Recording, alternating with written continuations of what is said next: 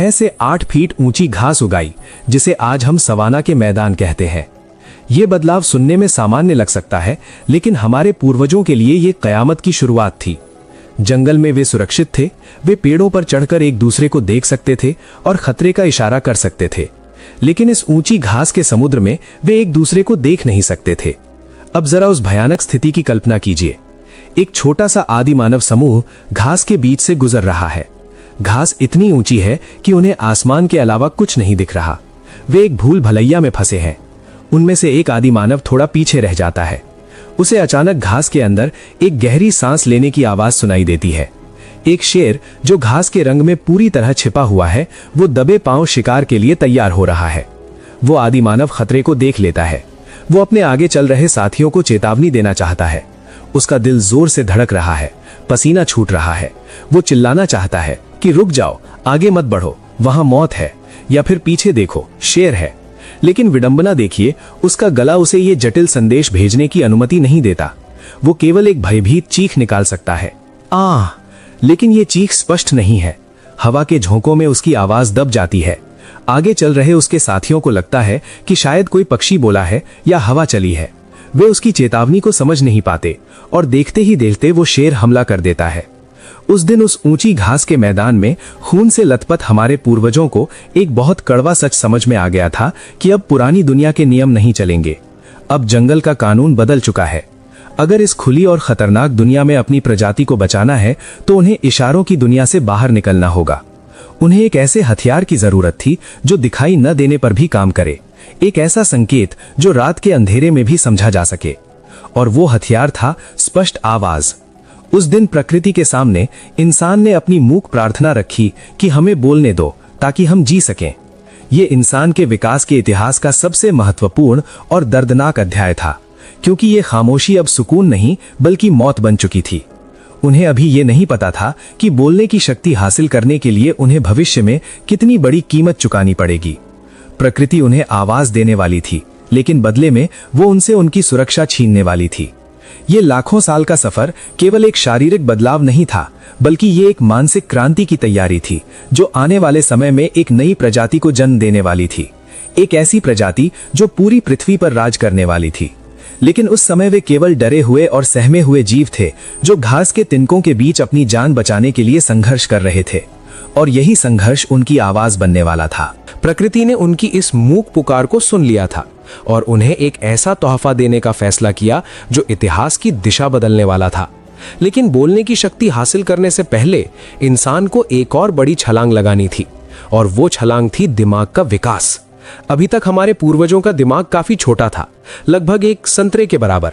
लेकिन जटिल भाषा बोलने के लिए एक बहुत ही शक्तिशाली और बड़े दिमाग की जरूरत थी जो हजारों शब्दों को याद रख सके और व्याकरण के पेचीदा नियमों को समझ सके। अब सवाल यह था कि दिमाग को बड़ा कैसे किया जाए। दिमाग शरीर का सबसे महंगा अंग है। इसे चलाने के लिए बहुत ज्यादा ऊर्जा की जरूरत होती है। उस समय इंसान जो कच्चा मांस और कंदमूल खाता था, उससे उसे इतनी ऊर्जा नहीं मिल पाती थी कि वो एक बड़े दिमाग का बोझ उठा सके। कच्चा खाना पचाने में ही शरीर की सारी ताकत खत्म हो जाती थी।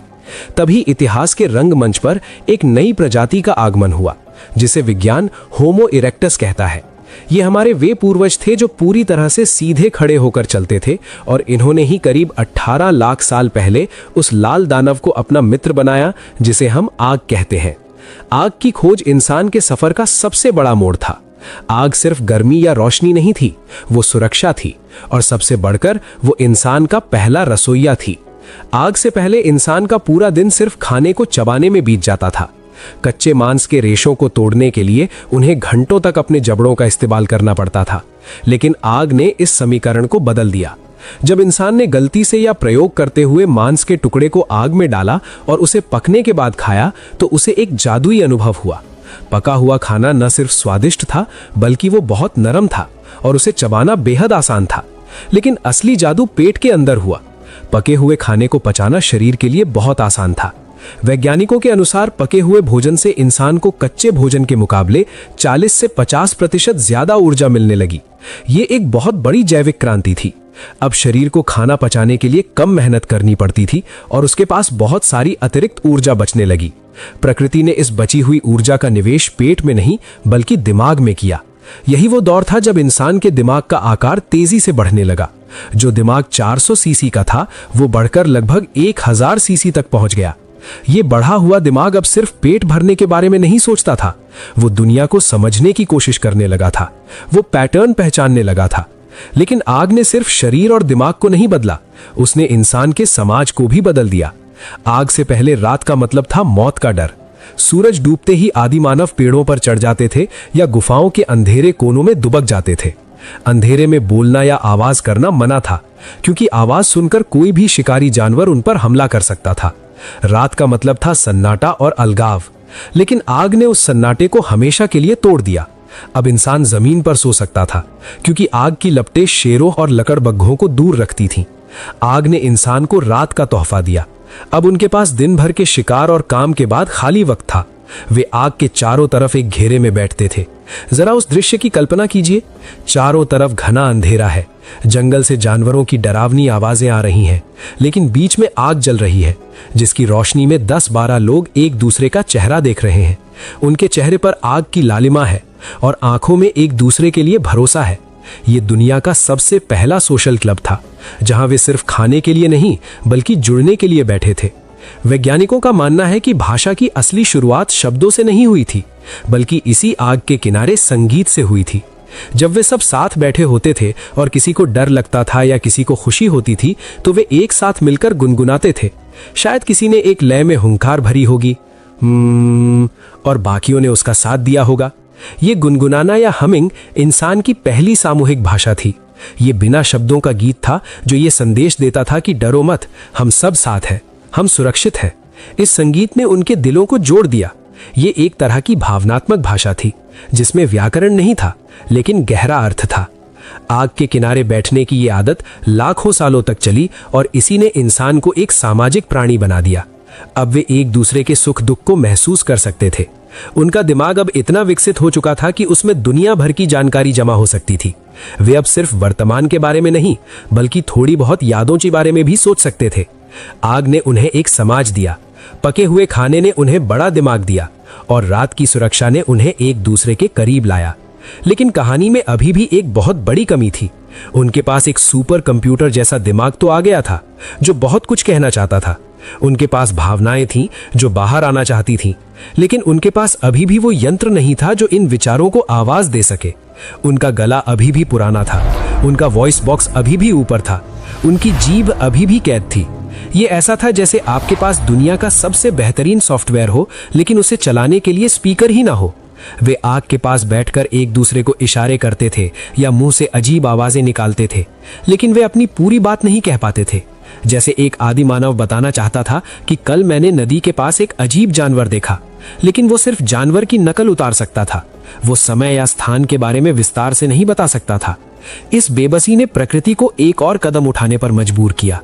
अब समय आ गया था उस आखिरी और सबसे खतरनाक बदलाव का, जो इंसान को जानवर से पूरी तरह अलग करने वाला था। प्रकृति को इंसान के गले की सर्जरी करनी थी। उसे वॉइस बॉक्स को नीचे खिसकाना था ताकि आवाज गूंज सके। लेकिन यह बदलाव जानलेवा होने वाला था, क्योंकि इससे इंसान के दम घुटने का खतरा बढ़ने वाला था। लेकिन विकास के क्रम में प्रकृति ने यह जुआ खेलने का फैसला किया, क्योंकि वो जानती थी कि अगर इस प्रजाति को पृथ्वी पर राज करना है तो उसे खामोशी का पिंजरा तोड़ना ही होगा। आग ने नींव रख दी थी, दिमाग तैयार हो चुका था, मंच सज चुका था।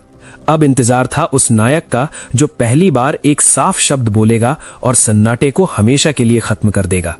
और वो नायक कोई और नहीं बल्कि हमारा गला था, जिसके बदलने की कहानी खून और त्याग से लिखी जाने वाली थी। ये इतिहास का वो दौर था जब इंसान बोलने की दहलीज पर खड़ा था। बस एक धक्का और लगने की देर थी, और वो धक्का लाखों साल बाद एक भयानक शारीरिक बदलाव के रूप में आने वाला था, जिसने हमारी किस्मत हमेशा के लिए बदल दी। दिमाग तैयार था, समाज बन चुका था, और आग की रोशनी ने इंसान को एक दूसरे के करीब ला दिया था। लेकिन नियति को अभी एक आखिरी और सबसे क्रूर कदम उठाना बाकी था।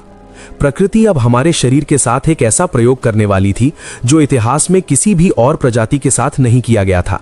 यह एक ऐसा जुआ था जिसमें दांव पर लगी थी पूरी मानव जाति की अस्तित्व की डोर।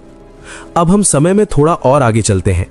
आज से लगभग 3 लाख साल पहले की दुनिया में ये वो दौर था जब इंसान के पूर्वज, जिन्हें हम होमो हाइडेलबर्गेंसिस या शुरुआती होमो सेपियंस कहते हैं, वे अफ्रीका और यूरोप के जंगलों में संघर्ष कर रहे थे। उनका शरीर लोहे जैसा मजबूत था, वे निडर शिकारी थे, लेकिन उनके पास अभी भी वो जादुई छड़ी नहीं थी जिसे हम वाणी कहते हैं। वे अभी भी अपनी भावनाओं को व्यक्त करने के लिए संघर्ष करते थे। लेकिन फिर अचानक एक शारीरिक बदलाव शुरू हुआ, जो बाहर से नहीं बल्कि गले के अंदर हो रहा था। इसे समझने के लिए हमें एक काल्पनिक लेकिन बेहद यथार्थवादी घटना को देखना होगा। कल्पना कीजिए एक आदिमानव कबीले की, जो एक बड़े शिकार के बाद जश्न मना रहा है। उन्होंने एक विशाल भैंसे का शिकार किया है और आग पर मांस भुन रहा है। कबीले का सबसे ताकतवर शिकारी, जिसे हम प्रतीक के तौर पर काल कहते हैं, वो मांस का एक बड़ा टुकड़ा मुंह में डालता है। वो भूखा है और जल्दी जल्दी खा रहा है। अचानक उसकी आंखों में खौफ तैर जाता है। वो अपनी गर्दन पकड़ लेता है, उसका मुंह खुला का खुला रह जाता है, लेकिन कोई आवाज बाहर नहीं आती। वो सांस लेने के लिए तड़प रहा है। उसके साथी उसे देखते हैं, उसकी पीठ थपथपाते हैं, उसे हिलाते हैं, लेकिन कुछ नहीं होता। कुछ ही पलों में काल का शरीर ठंडा पड़ जाता है और वो मर जाता है। यह कोई साधारण दुर्घटना नहीं थी, यह मानव विकास के इतिहास का सबसे बड़ा मोड़ था। काल की मौत इसलिए हुई क्योंकि उसके गले की बनावट बदल चुकी थी। जानवरों की दुनिया में देखिए, एक कुत्ता या एक शेर पानी पीते समय या खाना खाते समय आराम से सांस ले सकता है, क्योंकि उनकी खाने की नली और सांस की नली का रास्ता अलग अलग होता है। उनका वॉइस बॉक्स, जिसे लैरिंक्स कहते हैं, वो गले में काफी ऊपर होता है, जो नाक के रास्ते से सीधे फेफड़ों तक हवा पहुंचाता है। लेकिन इंसानों के साथ प्रकृति ने एक अजीब खेल खेला। लाखों सालों की प्रक्रिया में इंसान का वॉइस बॉक्स गले में नीचे की तरफ खिसकने लगा। यह गुरुत्वाकर्षण के कारण नहीं हुआ, बल्कि यह एक विकासवादी बदलाव था। इस खिसकने की वजह से हमारे गले में खाली जगह बन गई, जिसे हम फेरिंग्स कहते हैं। लेकिन इस नई जगह ने एक भयानक समस्या पैदा कर दी। अब हमारी नाक से आने वाली हवा और मुंह से आने वाला खाना एक ही चौराहे पर मिलने लगे। गले के अंदर एक ही रास्ता था जिससे हवा और खाना दोनों को गुजरना था। इसका मतलब यह था कि अगर हम खाना निगलते समय गलती से सांस ले लें तो खाना फेफड़ों वाली नली में फंस सकता है और हमारी जान जा सकती है, जैसा कि उस शिकारी काल के साथ हुआ। प्रकृति ने हमें बोलने की शक्ति देने के लिए हमारी सुरक्षा छीन ली थी। ये एक बहुत बड़ी कीमत थी। हर साल आज भी दुनिया भर में हजारों लोग खाना खाते समय चोक होने या दम घुटने से मर जाते हैं। ये उसी प्राचीन विकासवादी समझौते का नतीजा है। लेकिन सवाल यह है कि कुदरत ने इतना बड़ा जोखिम क्यों उठाया? आखिर इस जानलेवा बदलाव का फायदा क्या था? इसका जवाब छिपा है हमारी जीभ और उस नई खाली जगह में। जब वॉइस बॉक्स नीचे खिसका तो उसने हमारी जीभ को आजाद कर दिया। पहले जब कंठ ऊपर था तो जीभ मुंह के अंदर कैद थी, उसे हिलने डुलने की ज्यादा जगह नहीं मिलती थी। लेकिन अब कंठ के नीचे जाने से जीभ की जड़ भी नीचे चली गई और उसे मुंह के अंदर एक बड़ा खेल का मैदान मिल गया। अब हमारी जीभ अद्भुत करतब दिखा सकती थी। वो तालू को छू सकती थी, वो दांतों के बीच आ सकती थी, वो होठों को गोल कर सकती थी। इस आजादी ने इंसान को वो शक्ति दी जो किसी और जानवर के पास नहीं थी, अलग अलग और स्पष्ट ध्वनियां निकालने की शक्ति। अब इंसान सिर्फ आ या ऊ नहीं करता था, बल्कि वो क, प, ट, र, ल जैसे व्यंजन यानी कॉन्सोनेंट्स बोल सकता था। वो स्वरों यानी वॉवल्स को खींच सकता था। इस बदलाव में एक और छोटे से हड्डी के टुकड़े ने बहुत बड़ी भूमिका निभाई, जिसे हायोइड बोन कहते हैं। ये गले में घोड़े की नाल के आकार की एक हड्डी होती है जो किसी और हड्डी से जुड़ी नहीं होती। ये हमारी जीभ और वॉइस बॉक्स को सहारा देती है। इस हड्डी की खास बनावट और स्थिति ने हमें जटिल आवाजों को नियंत्रित करने की क्षमता दी। अब जरा उस बदलाव के बाद की दुनिया को देखिए, जो कबीला उस शिकारी की मौत से डर गया था। उसी कबीले की अगली पीढ़ी में एक नया चमत्कार हुआ। एक युवा शिकारी जब जंगल में गया तो उसने देखा कि दुश्मन कबीले के लोग छिपे हुए हैं। पहले वो सिर्फ चिल्लाकर सबको डरा देता था, जिससे दुश्मन भी सतर्क हो जाते थे। लेकिन अब उसके पास नया गला था, नई शक्ति थी। वो चुपके से अपने साथियों के पास गया और उसने फुसफुसाते हुए साफ शब्दों में कहा, पेड़ के पीछे 3 लोग छिपे हैं, पत्थर तैयार रखो। ये एक क्रांति थी। ये फुसफुसाना, ये साफ निर्देश देना एक ऐसी शक्ति थी जिसने इंसान को जंगल का सबसे खतरनाक शिकारी बना दिया। अब वे शोर मचाने वाले जानवरों का झुंड नहीं थे, बल्कि वे एक अनुशासित सेना बन चुके थे। वे एक दूसरे को बता सकते थे कि कौन सा फल जहरीला है, वे बता सकते थे कि किस रास्ते पर जाना सुरक्षित है। इस नई आवाज ने उनके आपसी रिश्तों को भी गहरा कर दिया। अब माँ अपने बच्चे को सिर्फ गले लगाकर नहीं, बल्कि मीठी आवाज में लोरी सुनाकर शांत कर सकती थी। प्रेमी अपनी प्रेमिका के लिए अलग तरह की आवाज निकाल सकता था। शब्दों का जन्म हो रहा था, लेकिन अभी भी एक कमी थी। हमारे पास हार्डवेयर यानी गला तो एकदम नया और अत्याधुनिक आ चुका था, जो किसी भी तरह की आवाज निकाल सकता था। लेकिन हमारा सॉफ्टवेयर यानी हमारा दिमाग अभी भी पुराने वर्जन का था। इंसान बोल तो सकता था, लेकिन वो क्या बोले? उसके पास शब्दों का भंडार तो बढ़ने लगा था, लेकिन वाक्यों को जोड़ने का तरीका अभी भी कच्चा था। वो अभी भी केवल ठोस चीजों के बारे में बात करता था, जैसे ये पत्थर है, वो पेड़ है, ये मांस है, वो मांस है। वो अभी भी अमूर्त यानी एब्स्ट्रैक्ट चीजों के बारे में बात नहीं कर सकता था। वो ये नहीं कह सकता था कि मुझे लगता है कि कल बारिश होगी या मुझे उम्मीद है कि तुम ठीक होगे। उसके पास कल, परसों, उम्मीद, सपना जैसे शब्द नहीं थे। वो अभी भी वर्तमान के पिंजरे में कैद था। उसका नया गला एक बेहतरीन वाद्य यंत्र था, लेकिन उसके दिमाग को अभी वो संगीत बनाना नहीं आया था जिसे हम व्याकरण या ग्रामर कहते हैं। प्रकृति ने हमें बंदूक थमा दी थी, लेकिन गोलियां अभी भी नदारद थीं। इंसान का गला तैयार था, उसकी जीभ तैयार थी, लेकिन उसके दिमाग के न्यूरॉन्स को अभी एक दूसरे से जुड़ना बाकी था, जो उसे यह समझा सके कि शब्दों को जोड़कर एक नई दुनिया कैसे बनाई जा सकती है। ये इंतजार बहुत लंबा नहीं था, क्योंकि अफ्रीका के किसी कोने में एक बच्चे के डीएनए में एक और धमाका होने वाला था, जो गले की इस शक्ति को दिमाग की शक्ति से मिलाने वाला था। और जब ये दोनों शक्तियां मिलने वाली थीं, तो दुनिया में एक ऐसा भूचाल आने वाला था जिसके सामने जंगल का शेर और पहाड़ का हाथी भी घुटने टेकने वाला था। लेकिन उस मानसिक क्रांति तक पहुंचने से पहले इंसान को अपने इस नए गले के साथ तालमेल बिठाना था। उसे सीखना था कि कैसे खाते वक्त सांस रोकनी है और बोलते वक्त सांस छोड़नी है।